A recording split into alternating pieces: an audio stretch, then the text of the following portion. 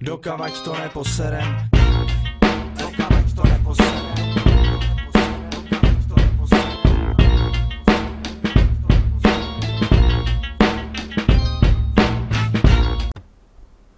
Ahoj lidičky, vítám vás u mého dalšího tutoriálu a dnes si ukážeme, jak stáhnout a nainstalovat Vietcong, takže jdeme na to. Odkaz vám dám samozřejmě do popisku videa a jediné co dáte je tady opíšete kód ODBK pičovo, snad nikdy mi to nepůjde ty vole na poprvé.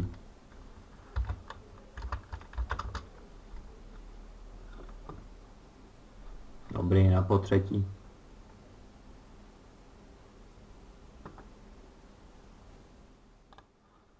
Tak, bohužel se to stahuje docela kurevsky dlouho, každopádně je to na přání, takže tak. Stáhnete si to, já to stahovat nebudu. Potom můžete internet vypnout. Až se to stáhne, tak jdete do složky, kam jste si to stáhli, je to RAR soubor.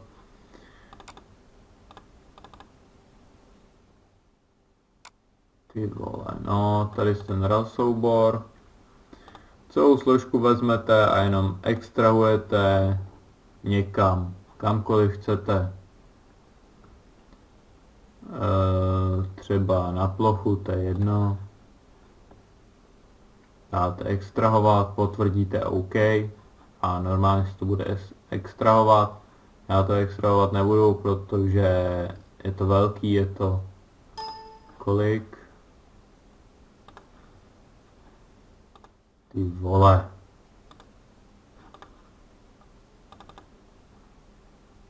Jeden gigabyte, no. Přece jenom by to trvalo nějakých 5 minut, takže prostě to extrahujete a já už jsem si to extrahoval sem. Na C, Games, Vietcong, ale neotevírejte žádný jakoby jiný soubor, jenom tady ten Play Vietcong. To je ten, který to otvírá, takže poklepete, no můžete si, já jsem tady vytvořil zástupce, poklepete a hrajete. Takže vidíme se ve hře, zatím čus. Jak si můžete všimnout, hra funguje. Tak, jestli chcete tady více hráčů, tak asi musíte najít nějaký servery nebo tak něco. Ale myslím si, že to bude fungovat. Každopádně zatím vám ukážu jenom single player. Dáme třeba pokračuj, nevím.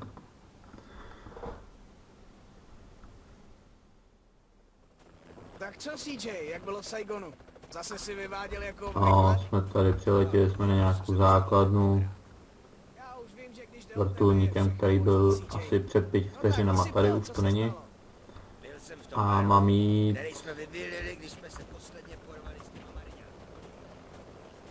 sem. Ta budova přede mnou to musí být takticko-operační centrum. Támhle je vlajka. Kapitán by měl být uvnitř. Seržant první třídy Hawkins se hlásí do služby, pane. Vítej v táboře, Hawkinsi. Právě nám pár chlapů chybí a tak jsme rádi, že tě tady máme. Takže za prvé, jsme ve válce, Hawkinsi, takže na ty pořadové srandičky se odteď můžeš vykašlat. Nesalutuj tady, nebo mě naštveš. A ať už budeš dělat cokoliv, neprohlížej si mapu ve stoje, nebo naštveš sám sebe. Snajpři Vietcongu v téhle oblasti patří k nejlepším, jaké jsem kdy viděl. Rozumím, kapitáne Rosenfielde. Pane. Vykašli se na ty formality, my to tady vedeme trochu jinak. Dobře, pane. Tohle je naše TOC, tady se setkává jednotka a provádí briefingy. A teď pojď se mnou, ukážu ti tvůj bunkr.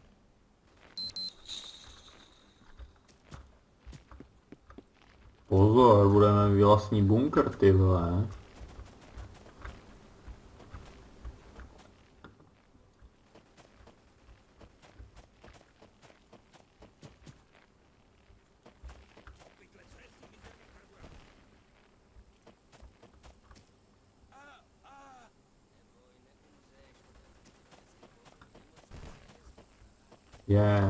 Projedeme se, neprojedeme, ty vole.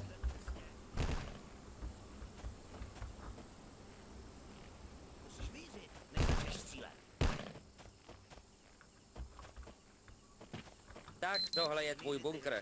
Není to žádný Hilton, ale nic lepšího nedostaneš. Ubytuj se. Hoď si tam bagáž a jdi si na střelnici pro pušku. Onstr by tam měl být. Rozumím, pane. Tak se rozhlídni po táboře. Odpoledne tě provedu po okolí. OK, díky, kapitáne.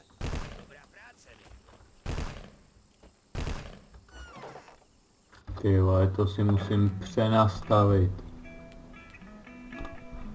Píčo.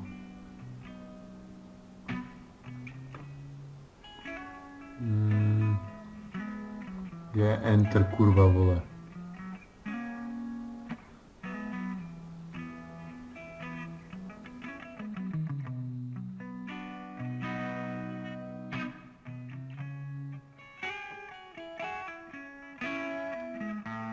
Stavko tady je dobrý. Tak mě dobrý. Jdeme zpátky do hry. Proberu si svoje věci později. Už tohle. No, jebat. Dobrý. Udělali jsme si tady takovou improvizovanou střelnici. Tady cvičíme jednotky CIDG. Jsou to většinou místní montaňarové, horalové. Cvičíme v používání bouchaček, aby pak mohli Charlieho pořádně prohnat. Většinou jim dáváme karabiny, protože jsou docela malí. Ale jakmile je trochu procvičíme, jsou docela dobří.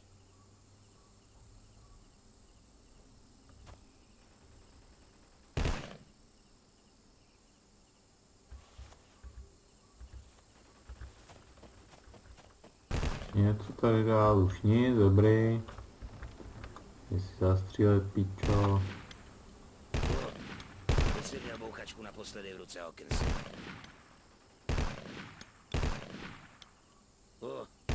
Teď jsi měl bouchačku naposledy v ruce, Hawkinsi. Píču, děvko, nebo tě sundalo. Teď jsi měl bouchačku naposledy v ruce, Hawkinsi. Chtěj se učit, jsou přátelští a hlavně jsou to tvrdí bojovníci. Zatímco se většina z nás plazí po břiše a žere prach, tihle chlapíci stojí na špičkách a rozlížej se kolem, kdyby našli nějaký cíl. Jsou skvělí. Fakt děsně odvážní vojáci. Hezky!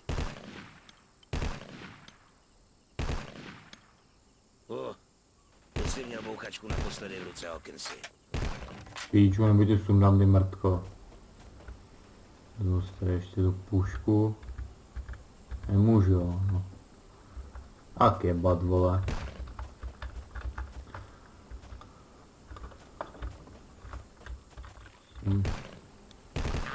Dobrá trefa. Co mi ubývají náboje rychle jak sviň.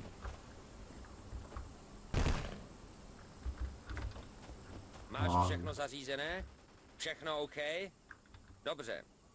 Takže s námi pojedeš na hezkou, vzrušující, zatracenou civilní akci. Jsem Joe Crocker, týmový zdravotník. Musíme naočkovat pár domorodců v nedaleké vesnici Montañáru. Taky jim vezeme nějakou rejži. Jejich vesnice není daleko odsud, takže jedeme. Když jsem byl ještě v Natrangu, obkreslil jsem si tenhle plán tábora Nujpek. Říkali mi, že je to docela velký tábor. Postavený tak, aby se do něj vešlo až 300 vojáků. Jsem si to stačil uvědomit, už jsem byl na tomu tady nestratit.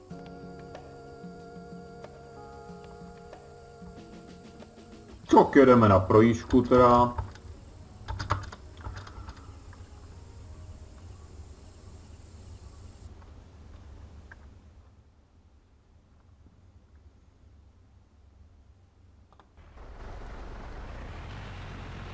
Zajímaví lidé tihle montaňárové. Cvičit z těchto kmenů jednotky CIDG byl výborný nápad. Jsou to opravdu odvážní bojovníci. Tohle místo vyhořelo asi před měsícem. Nikdo nepřežil.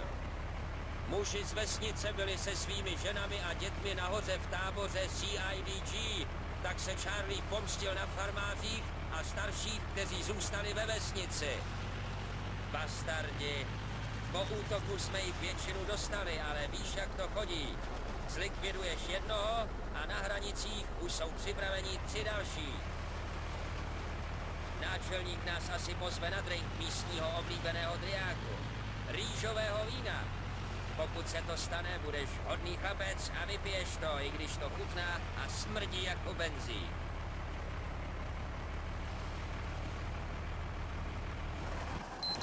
Tak jsme tady. Vesnice kmene Jadaj. Kapitáne, půjdu se podívat na své pacienty. OK, Krokre, do toho. A ty, Hawkinsi, pojď se mnou. Půjdeme navštívit náčelníka. Tamhle, ten muž se šedivými vlasy. Ty Představím. pičo, trošku se mi to laglo, ale... Čau, tohle je náš nový voják, náčelníku. Já vidíš rád každý voják. Pak si pracuješ, ale my piješ víno. Ty pičo.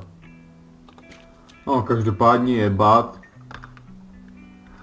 Vidíte, že hra funguje, všechno v pohodě, takže jediný, co můžu popřát, užijte si hru. Zatím čus.